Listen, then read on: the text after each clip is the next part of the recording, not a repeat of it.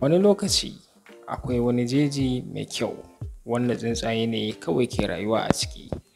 Nan ciki suke rayuwarsu, sun haɗa kansu wuri sun zama kamar 'yan uwan juna. Idan sun samu wata matsala suna tsayawa su tattauna da juna, kuma sun fidda wani lokaci da suke haɗa gagarumin shagali a duk ƙarshen shekara. Sai dai akwai wata tsuntsuwa da take ba su matsala. Wannan tsuntsuwa gani take ta fi su, saboda ta ga cewa a duk cikin jejin nan babu tsuntsuwar da ta kai ta kyau. Kuma a duk sadda aka haɗa wani taro ba ta halarta, saboda ita ba ta ɗauke su da muhimmanci ba. Tana yawan yin alfahari da kyawun da Allah ya yi mata. Shi yasa ba ta shiga harkokin 'yan uwan nata, ba ta shiga sabgar kowa, kuma babu mai shiga sha'aninta. Sai dai wani hankaka wanda shi a koda yaushe yana samun ta ya yi mata nasiha. Amma wannan tsuntsuwa ba ta taɓa jin abin da yake gaya mata ba. Amma duk da haka ya ƙi sarewa, yana so ya ɗaura ta akan hanya madaidaiciya.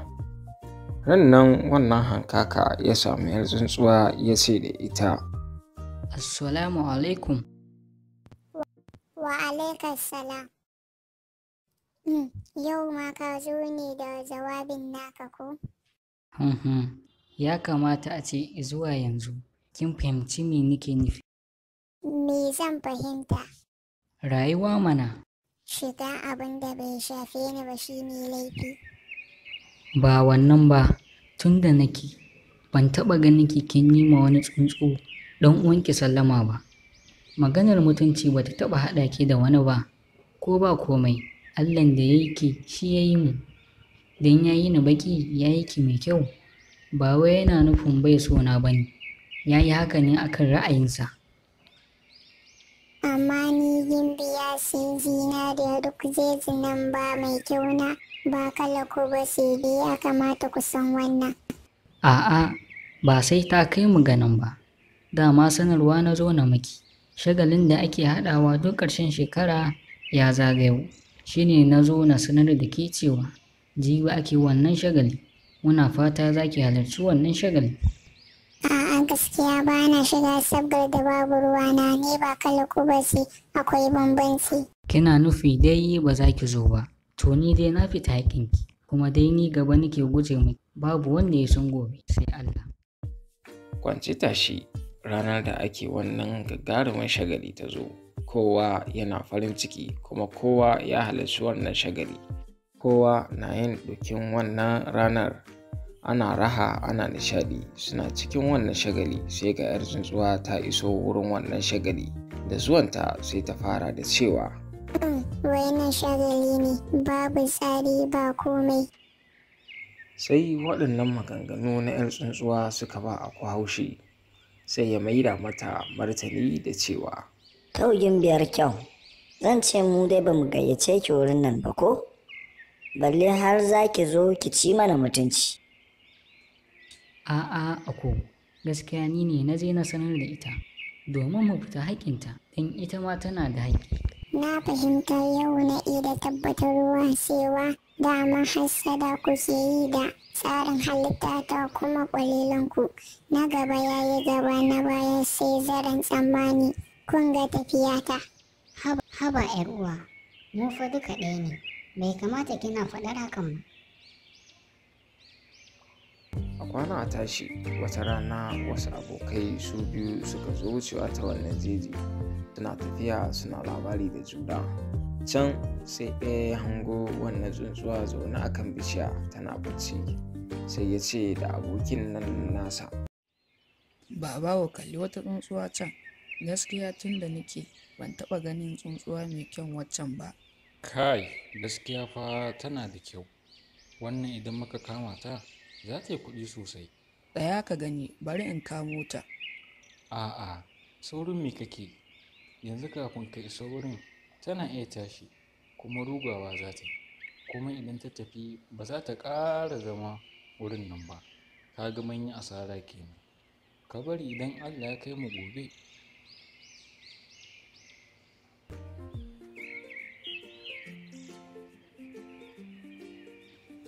washe gari waɗannan abokai suka dawo wannan jeji domin su kama 'yar tsuntsuwa. Sai ɗaya ya watsa gero kusa da wannan 'yar tsuntsuwa.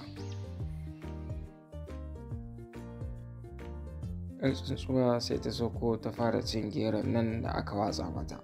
Tana cikin ci sai dai ta ganta cikin tarko. Waɗannan abokanai suka ɗauki wannan tarko suka yi tafiyarsu.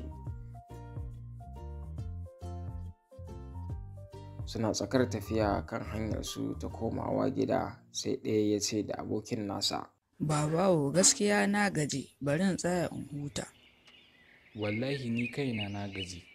Ka san wannan aikin gonar ne da muka yi, ina ji shi ya sanya. Ga wata bishiya can, mu ɗan shingiɗa jikinta. waɗannan abokai suka kwanta suna barci, ita kuma tsuntsuwa tana cikin tarko tana tunanin ta ya za a yi ta fita ta gudu. Tana cikin wannan tunani sai ga hankaka da aku sun zo wucewa, sai suka ga 'yar tsuntsuwa cikin tarko sai suka tsaya suka ce da ita,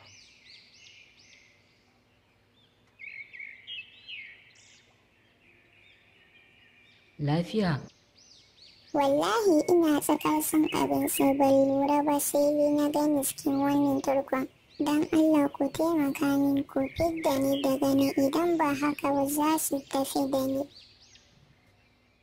To, mu yanzu me za mu iya? Kin san dai abin nan bai buɗuwa. Ku taimaka za su tafi da ni.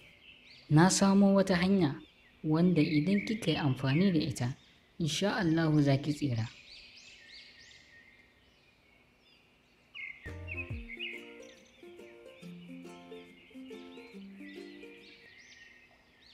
Babawo tashi.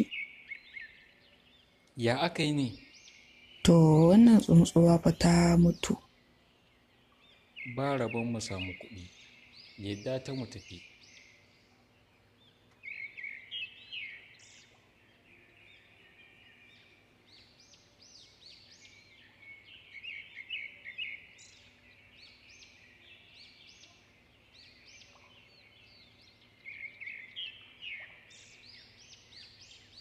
Gaskiya shawarar kawo hankaka ta yi aiki. Bari na Ita ce, idan kin ga suna motsin za su tashi daga barci, to sai ki yi lamo kamar kin mutu, ki daina numfashi, saboda za su duba su ga da gaske kin mutu ko dai ba ki lafiya. Idan suka tabbatar da kin mutu, to za su jefar da ki tun da kin riga kin mutu. Lallai idan har kika aikata yadda ya ce, to insha Allahu za ki tsira. insha Allah zan yadda ya ce. Na gode. Yanayi mai godiya sannan na nemi gafarar su akan abubuwan da nake aikatawa. 'Yar tsuntsuwa ta je ta yi wa hankaka da aku godiya, sannan ta nemi gafararsu da sauran tsuntsayen da ke cikin jejin. Ta nuna ta yi nadamar abin da take aikatawa. Su ma suka nuna mata babu wata damuwa, sun yafe mata, suka ci gaba da rayuwarsu kamar yadda suka saba. Darasin wannan labari, kada mu taɓa kasancewa masu ji da kai ko tunanin mufi wasu, domin idan muka shiga halin bukata ko wahala, wannan ji da kanmu babu abin da zai tsinana mana. Dolen dai waɗanda muke ganin mufi su ne dai za su taimaka mana.